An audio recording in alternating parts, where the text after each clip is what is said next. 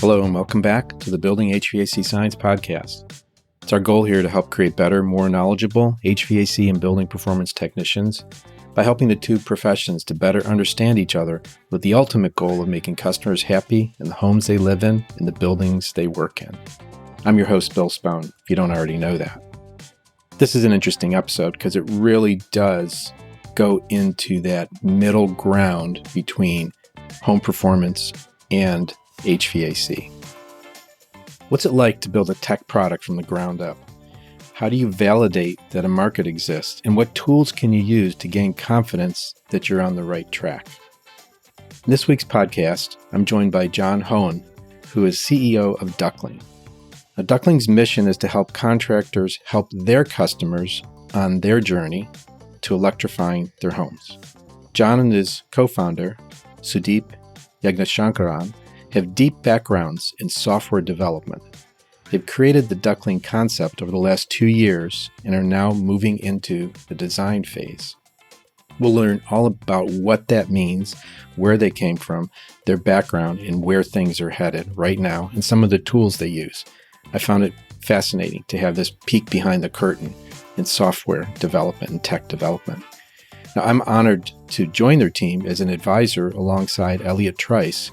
Elliott brings decades of experience in tech product development and design, just some awesome insights into the direction that Duckling is headed. I want you to keep your eyes open and ears peeled for what Duckling hatches in the coming year. In full disclosure, I have a small financial interest in Duckling, but that doesn't cloud my excitement and bringing my passion to the passions of Sudeep, John, and Elliott in bringing this product to the market. So let's listen to this conversation I had with John about a new product concept for contractors interested in residential electrification. Today I have on the show a new friend of mine, new friend in the last year or so, John Hoehn. Good morning, John. Hey, Bill. John, where do you hail from right now? Where do you work from? I'm in New York City. I work out of a co-working space. We work here in New York City. And we're going to talk today about residential electrification and Duckling. And if anybody's been following some of the things I've been doing, including at the HVAC School Symposium, the fourth one back in January, I guess, of 2023, we did a panel discussion on it. And a lot of this inspiration for the discussion came from the work that John started. So I think to learn more about how I got to this point where I'm working with John as an advisor, let's go back into John's history and see how he got to the point where he was at where we met. What's your background, John? I come from a software background. I've worked in business and operations at software companies pretty much my whole career. I started off working at IBM, where we were helping large Fortune 500 companies doing these large tech transformations. Think like insurance companies moving to digital claims processes. We were helping them build and plan and manage those projects. After that, I worked for 3 years at Uber. I was on our driver operations side. Most of my time there was focused on helping to scale our driver networks across the US and Canada. I started in a couple of local networks in Kansas and Missouri before working at the US and Canada level. And then finally, most recently, before Duckling, I worked at an enterprise software company called Ridgeline. And Ridgeline, we were building vertical software for investment managers, things like accounting, portfolio management, trading, all those operations that it takes to run an investment management company. I was on the strategy team there and worked there for about 3 years. Very interesting. I mean, these seems like such diverse areas of business. What's the common thread? What's the core that resonates with you across these different areas as you move through them? All of them were really focused on how software is changing whatever industry that we were a part of. So at IBM, most of the clients that I worked with were insurance companies, and they were moving towards more the digital insurance we're used to today, being able to go through your claims and take pictures of your car and submit everything all online. With Uber, that was transportation. Obviously, transportation was being made digital through Uber, being able to hail from your smartphone. And then, of course, at Ridgeline, we were working with investment management companies that had software built in the 90s, mostly, maybe some in the 2000s, but old software that was being replaced with cloud-based software. And that's what we were building. And a lot of this must really come from understanding how things work today in order to transform them to work better tomorrow. I've noticed in working with you, you ask really good questions and you have a lot of structure to your questions. Is this something you've always done or something that's evolved in you? Probably something that's evolved. So I don't think at any point in my career have I been an expert in whatever area I've been working in. I've come in having to learn it. Coming out of college, being thrown into insurance companies, I didn't know how insurance or claims processes worked. You barely had any yourself. Exactly. I don't even think I knew how to buy it at that point. But in those jobs, that was a big part of it is our team would get on the ground and we'd have to really quickly learn what's happening in this company. What are their processes? How do they get whatever jobs they're doing done? And I think it started growing from there and just kept going. Is there anything about like your early background as a student or a child or like a part-time job, something that you look back on and say, yep, that's how I got on this path? My family likes to joke that I would go through phases when I was really young. So I would jump from one thing to another and I would get really in depth in that thing, but then I'd want to keep learning another new thing. If you ever meet my parents or my family, just ask them about my phases and you'll get some funny stories. John's phases. Okay. I'll have to remember that.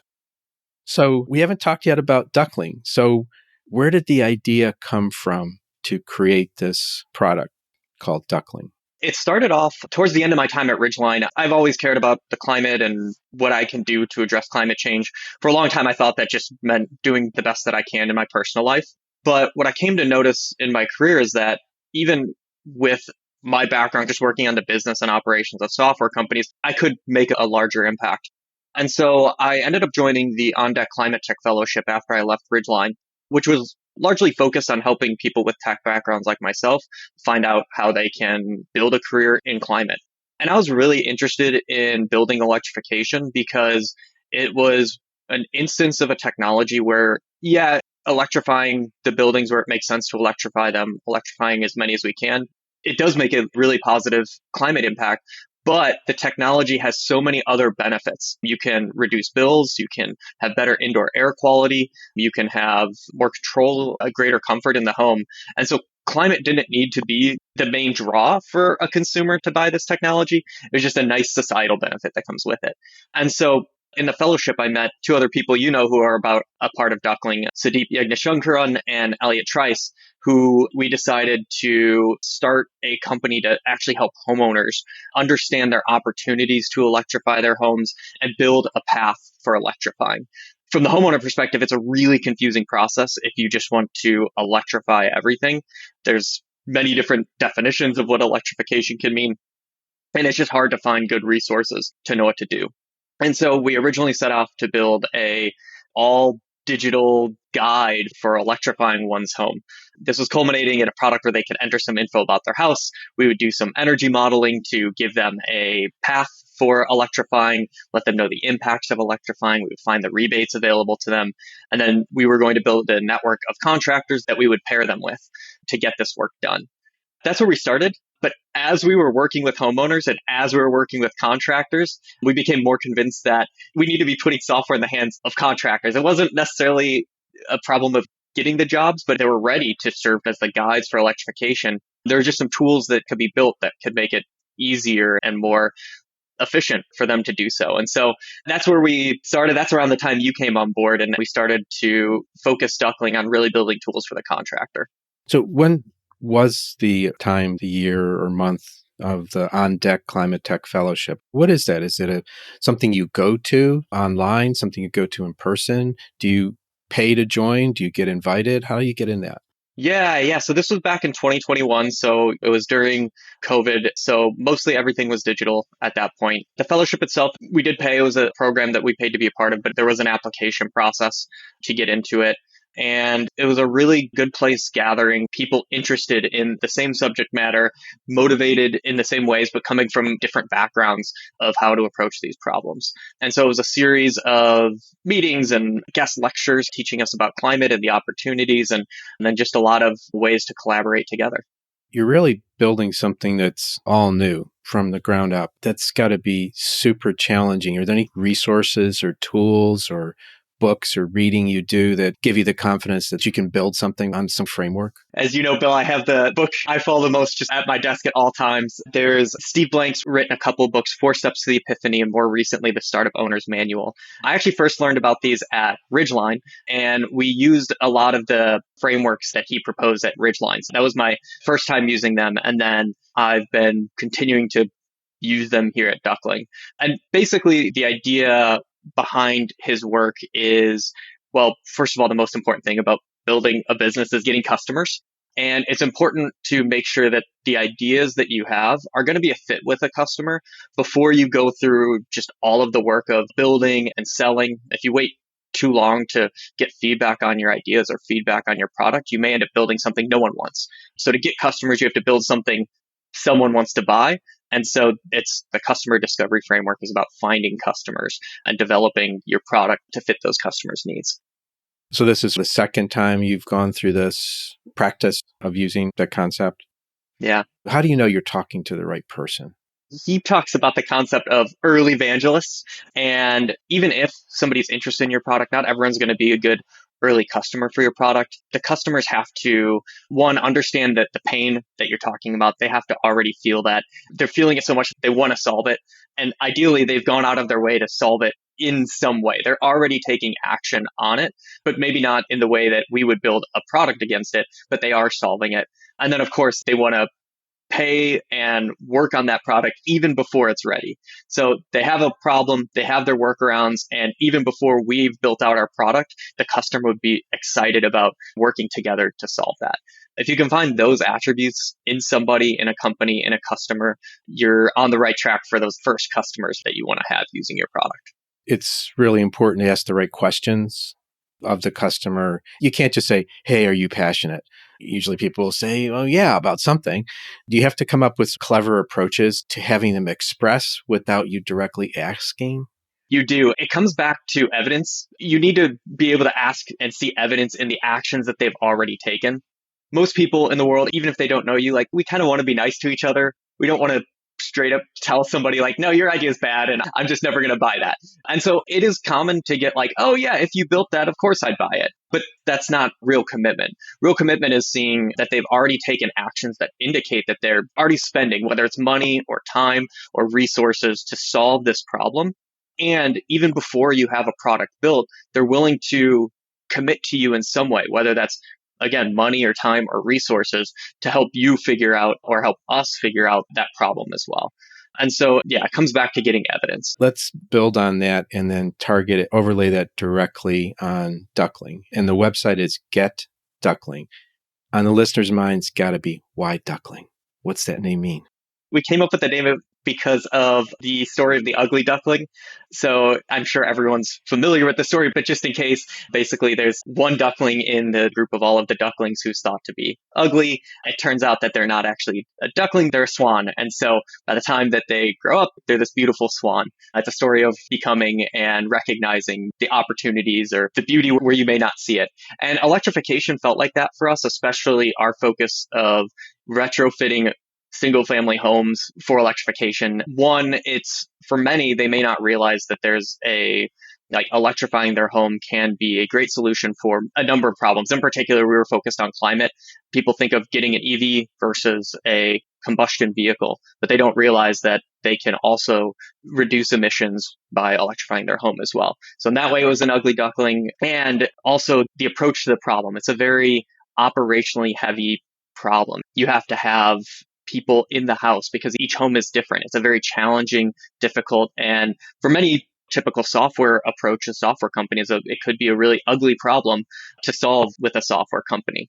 But we were excited. Those hard problems are exciting. And both of that led to us thinking like, okay, the ugly duckling, let's be duckling and solve these problems.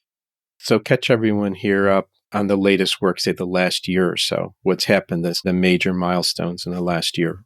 I think one of the biggest milestones came around the time that, Bill, you came on as an advisor, which was shortly after we made the decision to focus fully on building contractor software.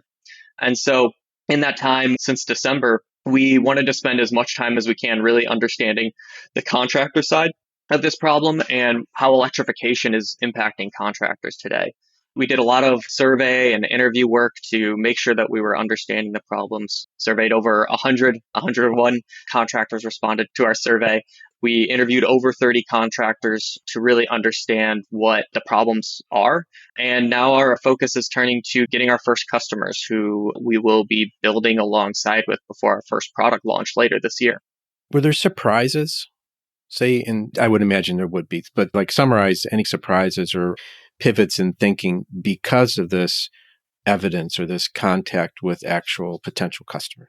We went into the interviews and surveys thinking that electrification could be an opportunity for HVAC and home performance contractors to expand their business. If you start installing heat pumps, you probably have to deal with the electrical system.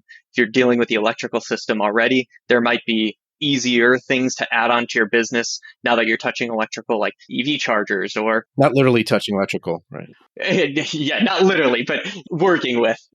That's what we were testing to see if we were able to make it easy to add those products. Would contractors be interested in that? Is that a problem that they'd be looking to solve?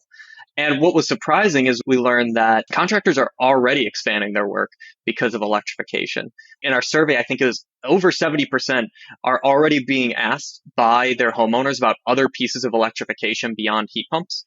And another 60% were either have already added another piece of electrification, most likely heat pump water heaters, to their work, or we're looking to add other pieces of electrification to their work with a lot of interest in things like adding rooftop solar or a battery or EV chargers to their work. And the results of the survey were shared at this electrification panel at the HVAC school symposium. And I'll put a link to that conference, and you can still buy in to watch everything in the conference for $22, which includes this 1-hour session to hear the discussion with myself, Kimberly Llewellyn from Mitsubishi, and Jim Bergman from MeasureQuick.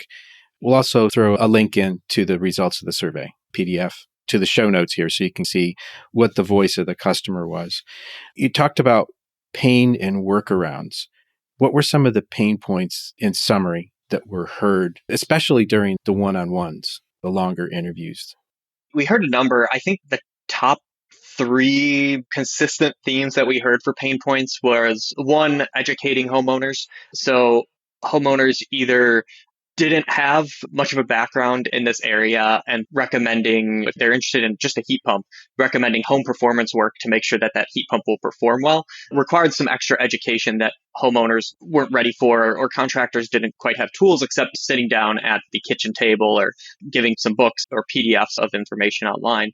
Or there were also some customers who it was kind of like the WebMD effect, where they would read the stuff online, but the contractor sitting at the table would be like, no, that's actually not right for this climate zone or for your house. And so they have to combat some wrong information that they were finding online or information that just didn't work in this scenario. So education was Never fun to dispute your customer. yeah. Trying to put them on the right track. Yeah. So education, I think, was the first area. And contractors definitely had workarounds, like whether it's their own pitch at the kitchen table or sharing books, or we even heard from some who would test in their own home and understand what impact certain upgrades had on their bills, and then try to build like a spreadsheet to extrapolate that to what was happening at their customers. So that's what we were seeing in the first pain point. The second was planning whole home work for the contractors who are starting to stretch beyond HVAC or HVAC and home performance. It was difficult to build a whole home plan for the homeowner and a whole home proposal.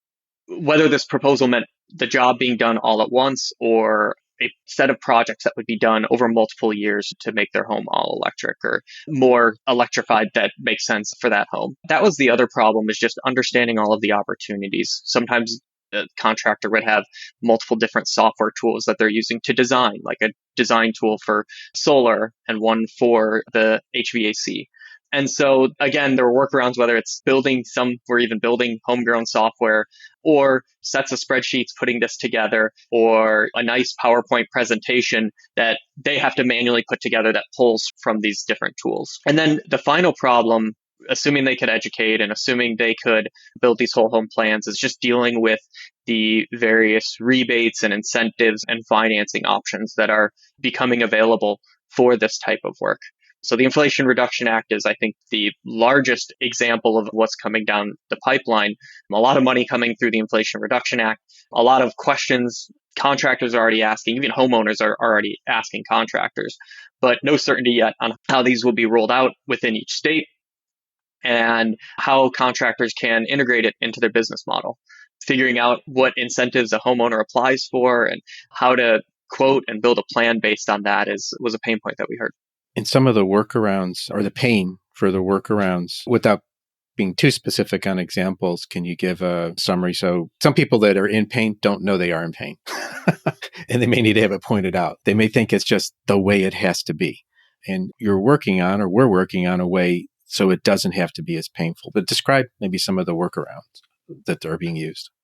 Yeah, I think the most common where somebody may not know they're in pain or thinks it's just the way it is comes back to spreadsheets. So spreadsheets can be a great stopgap and they can be very powerful. You could run pretty successful businesses all off of spreadsheets. But when something changes, spreadsheets can be really hard to update, or the business has to pause until you update it, or somebody who could be doing other things is spending time updating spreadsheets. And so I think that's typically a pain point in the process that we'll hear about that technology or a software solution could speed up or make even easier. Peel back the curtain of technology. What are some of the tools that are used to be able to take all this learning from any one of these projects in your career you put together? And I imagine there's probably some new tools that are being used. And then secondarily, I know a phrase called the tech stack, but I want you to explain that for the listeners because I don't even know what I'm talking about. So first, the tools. At least the way that we work, I think we go from customer discovery into design and then into building. And some of the design and build, they'll iterate together. A lot of the work we've been doing so far is at the customer discovery phase. And we have different frameworks or tools. We use a lot of a tool called Figma to map out the findings that we have and do some of this customer discovery work. We also use Notion to share a lot of the learnings that we have. And it's a series of putting together like ideas or hypotheses that we have of who our customer is, what their problems are, and how we would solve them with our product, asking questions to confirm or tell us we're wrong about where we think our customer is or their problems or those opportunities, and then keep updating. As we find that there's a certain customer with a certain problem and our software, our solution can solve that, the next step we mostly do is design work. So build out prototypes in Figma that if they can be higher or lower fidelity, but look like the real thing that customers can actually look at and click around in, not connected to anything, and see, is this tool solving their problem? Is this something they would want to have? And this allows us to get quick feedback before we spend all of this time actually coding and putting together a solution. It gives us a chance to see, like, are we going in the right direction? And then as we get that feedback, we start to move to the real thing. And we're using a process called design partnership, where before we even launch our first product, we're going to have about 3 to 5 customers who are willing to work alongside us, spend a few hours a month testing as we build our product, actually testing it out, giving us feedback on it, maybe trying it one off with one customer to see if it works, all before finalizing in our first product that can be implemented later this year. That's usable for a general audience later this year. What are the qualities of a good design partner? I think you covered them before a little bit, but maybe restate them. It does come back to one feels the pain and wants to solve it so much, they're already having their own workarounds to solving it. And then they are excited to get a better solution to solve it and be an early adopter of that. And when you're an early adopter, that means that the first thing that comes out probably won't solve all of your problems, but and will probably have some warts on it, some things that need to be resolved, but that the customer is excited to provide feedback, to give a little extra effort just to make sure that that product will be better and will work in the future. And as we're recording this on February 27th, are you still looking for design partners? Yeah, we are. We still have spots open for design partners for this first round of design partnership for building this product. Great. And I'll put a link in the show notes on how to get in touch with you to see if it's a good match for another company. And it would generally be an HVAC or home performance or building performance contractor who has a belief that electrification is a trend that they can help with and build a business around. The product that we're building, that we're working on in the design partnership, is we want it to be easier for contractors to plan and sell whole home electrification products or packages. This comes back to being able to build the plan, to be able to educate customers, and to be able to navigate the rebates and financing options and other incentives available. And so the ideal customer at this stage would be doing some electrification work already, is feeling the pain of putting together these whole home plans and educating customers on them and navigating the rebates, and is excited to get a product out there or use a product that will solve this. Is there a role model for this overall process, your approach, or is it something you just glean from everywhere you've worked, or is it the John jumping in phases thing? There are a number. I learned a lot from the CEO of my last company. His name's Dave Duffield. He's founded a number of very successful companies. One thing he always preaches is just the importance of your customers overall, and especially those early customers, and being able to build a product for them and really go above and beyond for them to deliver. So that's one place where I've learned it. And then, of course, Steve Blank, a lot of the work that he's done has kicked off a lot of what modern startups use to this day for customer development and product for the customer development process. And I look up to a lot of what he's done and what he talks about. How long ago were his books published, or how long have they been around? I think 4 Steps to the Epiphany was actually, it might have been from the 90s. And the Startup Owner's Manual, I think, was in the 2010s. So that one was more recent and updated for more internet-based startups. I'll make another comment about the way you work, which I notice is you quickly want to recap what you just experienced in an interview, and you take really good notes. So for anybody who's starting a process or starting a new project or division or something like that, I think this contact with customers, potential customers, listening to what they're saying. The other cool thing that I learned from you is you distill conversations into themes. You put them into buckets and then look for which bucket's getting really full. And this is a common theme to take forth and to work with and develop. So that's a really cool attribute that I learned from you. Thanks. You work really hard. I know that. And hopefully people can hear it in the energy in your voice and your commitment to doing this. And right now, there's no income. So you're just doing this based off of your own resources. Yep. Because of that, it's probably on your mind a lot. But how do you get away? What are your hobbies? You do have to take mental breaks, I assume, because you always come back cheerful to the conversation. So what do you do to break? Going back to the phase, I probably had different hobbies at different points in life, but one that's always been consistent is running. I'm a big runner. I love to run and try to get as many miles in as I can. So that's really helpful for me. And I think more recently, going to the movies, going to movie theaters to watch a movie is a nice escape. So easy just to be like on my phone browsing. I think a lot of us fall into that, but that's a place where you're discouraged to actually look at your phone. And so I use that as a chance to escape as well. Very good. I think we covered a lot here. And like I said, listeners, there'll be some links in the show notes to the survey, to the live electrification panel, the recording of it, if you'd like to hear the conversation there, which there are probably, would you say, about 70, 80 contractors under the big tent there, listening and interacting with the group? Yeah, at least. You can see some of that. One thing on the tech stack, what does that mean? Tech stack is, at least from the customer perspective, is just the combination of software tools that your company uses to do its work. So everything from what you use for project management and customer management, probably CRM, through to even how you communicate with customers, probably emails and calls, and then the software that you use to do design and take your measurements and do the design. And so it's just that full combination of tools that you use, or software that you use, technologies that you use to make your business work. And they all have to talk to each other. They don't have to. Ideally, they do. A lot of times, this is where maybe spreadsheets typically come in. So a lot of times, if they aren't communicating with each other, you either have manual data entry in some way, or a lot of people will turn to spreadsheets, which are usually a stopgap between a full, I'll say vertical, but basically like a one tool to run your entire business off of. What do you think the future holds from this perspective here, the near future?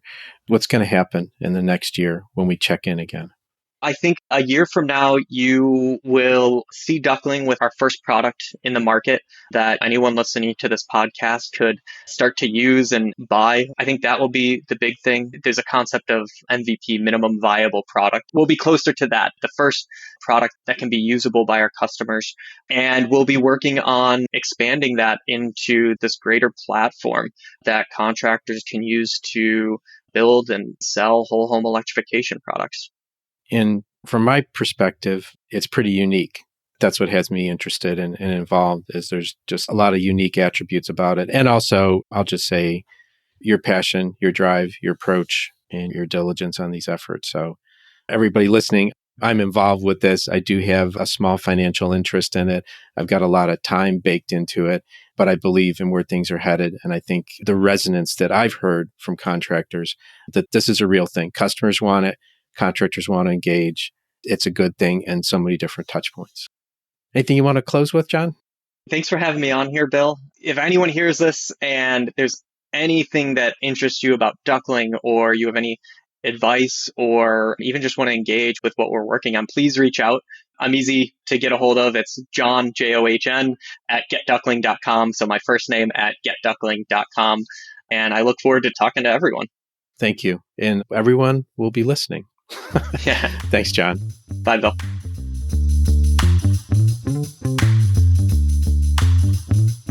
Thank you for listening to this podcast episode, talking about the new product for contractors interested in helping their customers in electrifying their homes. There's a lot of links in the show notes if you're interested in Duckling, the contractor survey that we spoke about in the episode, a one-page overview on Duckling. And then if you're interested in becoming a design partner, the opportunity is closing soon, but you can fill out a quick form with a link in the show notes. And then there's also an electrification panel discussion that was held at the 2023 HVAC School Symposium. And that featured Kimberly Llewellyn from Mitsubishi, Jim Bergman from MeasureQuick, and myself. And there's a link to that. There is a small fee to get access to all the events, but you can see the recorded event. It's about an hour long with about 80 contractors under the tent listening to us. Other great trade-related resources and influencers include the HVACR School, as I mentioned a moment ago, HVAC Shop Talk, Stephen Reardon, HVAC Reefer Guy, Tool Pros, Service Business Mastery, Quality HVAC, HVAC Overtime, HVACR Videos, HomeDiagnosis.tv, AC Service Tech, and MeasureQuick. I also host the Res Talk podcast, where you can learn more about all the topics of home energy ratings and peripheral topics, including things like water ratings, things you might never even think of. If you like what you heard today and not subscribed to the podcast, please consider doing so by typing Building HVAC Science into the search bar of anything, really, and you'll find us. You could even call us out on Alexa, and you will find the latest episode of Building HVAC Science. Thanks again for listening, and if you want to reach out to me, you can reach me at bill@truetechtools.com. If you're in the market for any tools or test instruments mentioned in the podcast, or just looking for things in general, you can always shop at truetechtools.com and use the discount code HVACBS for a nice discount. And in full disclosure, I'm a co-owner of TrueTech too. Thanks again for listening to the Building HVAC Science podcast. Take care.